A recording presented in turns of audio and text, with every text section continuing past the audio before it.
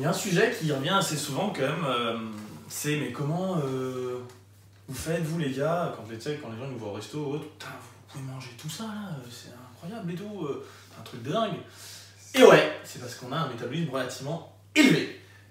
C'est la Lamborghini. C'est ça, c'est pas la Twingo. Chez Alpha Body, la Lamborghini. Ouais. Toi tu démarres le moteur, ça consomme pas. Je le fais bien le bruit pour les amateurs de Lamborghini, et Dieu sait qu'il y en a plein hein, qui nous regardent, ils auront remarqué que c'était un bruit exact. Eh bien... Ah bon? Il était sérieux ton... Ah bon? Oui. Mais moi je croyais que t'avais fait exprès, il y avait un truc. Tu sais, moi j'ai pas le permis, hein, je sais pas conduire. Ah, il était magnifique, plein de sincérité et de naïveté. Non, mais je croyais qu'il y avait un petit truc spécial. Bon. C'est une blague de merde. Ah putain. C'est bien, tu vois, je l'ai dit avec tellement de certitude que... c'est vrai. Voilà, sujet de la vidéo, comment augmenter ton métabolisme. Non, mais non, c'est un vrai... C'est quoi le métabolisme? C'est ça l'idée, c'est en gros avoir un moteur de Lambo. Quand tu mets de l'essence, tel que quand tu mets de l'essence, il consomme beaucoup plus qu'un petit moteur de Twingo qui va pouvoir faire plein de tours de piste sans brûler beaucoup d'essence. Et pour les voitures, c'est mieux d'avoir l'inverse, mais pour toi, il vaut mieux avoir un gros métabolisme de façon à pouvoir manger et pas prendre de gras. C'est ça, en gros un métabolisme élevé, c'est quelque chose... Tu peux manger beaucoup et tu stockes pas parce que c'est dépensé d'une façon ou d'une autre, c'est-à-dire ça va être dépensé parce que tu es musclé, mais on va y venir, ça peut être lié, ou alors tu vas développer de la chaleur, ou tu vas avoir envie de bouger un peu plus, ou ton corps va pouvoir utiliser cette énergie pour se réparer lui-même, réparer des cellules ou des trucs comme ça. Donc voilà, ça va être ça un peu le côté métabolisme élevé. Alors que si tu as un métabolisme très bas, bah, dès que tu manges un petit peu trop, ton corps, comme il ne sait pas l'utiliser, de toutes les différentes façons que j'ai pu évoquer, il va se dire bon bah merde j'ai du surplus, bah allez tu le fous sous la peau là, et du coup ça fait du gras pas bon. En gros, quel est le premier truc qu'on doit faire pour remonter le métabolisme? Franchement je dirais, alors ça dépend où on en est et tout, mais pour quelqu'un qui fait absolument pas de muscu, même, je veux dire, même si tu fais du sport, j'ai envie de dire fais de la muscu. Fais de la muscu ou fais un sport de force. Ouais. Associé genre powerlifting, force athlétique, éventuellement de la lutte ou des trucs gymnastique, ouais.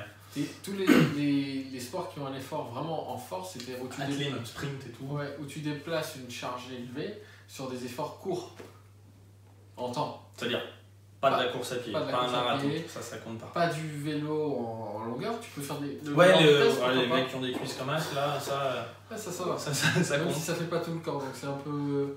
Ouais. Parce qu'en fait, voilà, en développant de la masse musculaire, même au repos, ta masse musculaire, elle va consommer beaucoup d'énergie, elle va, juste pour se maintenir, elle va demander beaucoup d'aliments, et du coup, sans rien faire de plus que d'habitude, par exemple, si demain, je te donne 10 kilos en plus, là, de muscle, de pur muscle, tu vas pouvoir manger beaucoup plus dans ta journée, sans prendre un gramme, juste parce que ton muscle, pour se maintenir, il va cramer ce surplus que tu manges. Tout à fait. Donc ça, c'est vraiment la... C'est un vorace, le muscle. C'est ça. Et c'est vraiment la base, si tu es déjà pas très musclé et que tu cherches même pas à être musclé à la limite pour être musclé, tu vas pour avoir des gros bras, mais que ça pourrait te faire kiffer de manger plus dans ta journée sans stocker dans le bide, ça peut être bien de prendre du muscle juste pour cette raison. Autre chose qu'on peut faire, si jamais ça fait longtemps que tu fais des régimes ou des choses comme ça, tu t'es peut-être un peu, comme on dit, calé. Ouais. Donc ton moteur il a calé parce que tu lui donnes juste pas assez de nutriments. Donc là, ce qu'il va falloir faire, ce qui est paradoxal, c'est de manger un peu plus pendant un certain temps. C'est pas vraiment pour tout le monde. C'est surtout pour les femmes en général qui se sont vraiment, tu vois, qu'on fait régime sur régime sur régime sur régime, qui bouffent rien depuis. Qui stagnent un peu dans leur perte de poids. Parfois, il faut justement le métabolisme. Vous êtes tellement affamé, vous avez tellement mangé peu de calories en fait, qu'il va falloir remanger un peu pour repartir en fait, pour donner ce coup de relance. Parce qu'en fait, ton corps, il a juste, tant que tu lui as donné limite borderline, enfin la limite de ce qu'il a besoin juste pour survivre, et du coup qu'est-ce qu'il fait? Bah, tous les trucs qui sont pas utiles, par exemple produire de la chaleur pour avoir chaud, construire du muscle, avoir la motivation pour sortir du lit et tout, en gros ton corps il te dit juste c'est bon, moi je m'occupe juste de maintenir tes poumons, ton cerveau et ton cœur et tes organes vitaux, tu vois, et le reste j'ai pas d'énergie pour, du coup il fait en sorte que bah, tu perdes du muscle, tu sois tout mou, t'aies pas envie de te lever parce qu'il se dit ouais, ce con il va encore continuer à faire du sport et pas manger, ou cette conne d'ailleurs. Du coup, qu'est-ce que je fais? Bah, je vais faire en sorte qu'elle soit léthargique et qu'elle n'ait pas envie de se lever. Fatiguée. Et tout ça, c'est pour te maintenir en vie en fait. C'est quand vraiment tu atteins ce niveau-là. Donc là, paradoxalement. Et il se passe parfois des phénomènes pour les femmes où elles n'ont plus leurs règles. Ouais. Alors c'est pas si courant que ça, mais ça arrive assez régulièrement, des femmes qui mangent tellement peu qu'elles perdent leurs règles. Et c'est pas normal. Si ça arrive, c'est pas cool. C'est pas bon signe, c'est ouais. pas naturel et c'est qu'il y a vraiment un problème. Ouais. En général, il y a d'autres signes avant qui sont un peu montrés. Il y a la fatigue qui est apparue et tout. Mais quand on est là, c'est que le métabolisme il est fatigué quand même. Donc paradoxalement, voilà, à ce moment-là, pour relancer le métabolisme, pour du coup sur le long terme après perdre du gras, il va falloir commencer par manger plus. Tout en faisant de la muscu par contre. Ouais. Si tu veux pas que ce soit du gras qui soit stocké, même du muscle qui soit construit, il vaut mieux faire de la muscu, accompagné par de la muscu. Donc moi je dirais ça, et dernier point, s'il y a un truc qui peut Le jeûne faire intermittent. Ouais, même j'allais dire le sommeil peut-être. Ouais. Parce que c'est vrai que quand t'es fatigué, t'as ce côté où ton C'est corps aussi il essaye un peu de survivre et t'es pas bien, donc je dirais ouais, le Si sommeil. tu dors 4-5 heures par nuit, c'est sans doute une mauvaise idée. Mm. Il y a très peu de gens qui peuvent tourner correctement avec ce nombre d'heures. Donc peut-être te donner quelques semaines à 8 heures ou plus, voire même te laisser dormir plus pendant quelques semaines, 10 heures si nécessaire. Et possiblement le jeûne intermittent, tu Ouais. disais. Ça peut être Possiblement le jeûne intermittent. Alors si tu le supportes, là notamment les hommes, il n'y a pas de problème. Pour les femmes, ça peut de temps en temps être difficile et au contraire vous rendre fatigué, créer des sautes d'humeur et tout. Mais si ça passe, ouais, ça peut aider à le relancer parce que justement, temporairement, mais pas si à côté tu manges assez comme dans le reste de ta journée, temporairement ça donne à ton corps l'idée de tu as l'esprit de chasseur, oh, attends j'ai pas assez à manger, réveille-toi, et du coup il se réveille, et si après tu lui donnes à manger, ben, il se lance. Par contre si tu restes en malnutrition chronique, on va dire si tu manges pas assez de la journée et qu'en plus tu rajoutes une période où tu manges pas du tout, ça va pas aider du tout, hein, ça va avoir l'effet inverse. Donc je pense qu'avec ces 4 effets là déjà...